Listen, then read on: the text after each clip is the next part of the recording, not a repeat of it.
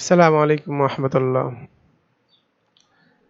ভালোবাসবো, ভালোবাসা এই শব্দটা অনেক জটিল, অনেক গভীর। মানুষের মাঝে একটা মন আছে, সেই মনে ভালোবাসার মতো শক্তি আছে। কিন্তু সেই ভালোবাসাতে যদি হয় আল্লাহর জন্য, তাহলে তার অনাবিল শান্তি আর সুখ পৃথিবীর আর কেউ পাবে না। কেউ যদি এই পৃথিবীতে সুখী হতে চায়, তাহলে তাকে ভালোবাসতে হবে, তার মধ্যে ভালোবাসা থাকতে হবে কারো না কারো প্রতি।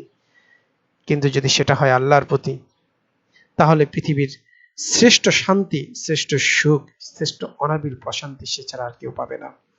কারণ আল্লাহকে ভালোবাসলে কোনোদিন রাগ অভিমান হয় না।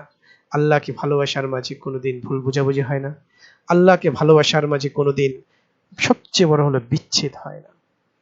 কিন্তু মানুষ যদি মানুষের প্রতি ভালোবাসে, কোনো ছেলে যদি মেয়েকে ভালোবাসে, মেয়ে যদি ছেলেকে ভালোবাসে, সেখানে ভুল বোঝাবুঝি হয়, রাগ অভিমান হয়, অবশেষে বিচ্ছেদ হয়। আর বিচ্ছেদের যন্ত্রণাটা বড় নির্মম, বড় নিষ্ঠুর, বড় কষ্টের, বড় অনেক কিছু। আমরা চাইব আল্লাহর প্রতি নিজেকে ভালোবাসার, নিজের সবটুকু আল্লাহকে দেওয়ার, আল্লাহর প্রতি নিজেকে যেন পূর্ণ উজাড় করে ভালোবাসতে পারি সে চেষ্টা করা। তাহলে কি হবে? আর আল্লাহর প্রতি ভালোবাসার সম্পূর্ণ স্বাদ পাওয়া যায় সিজদায়।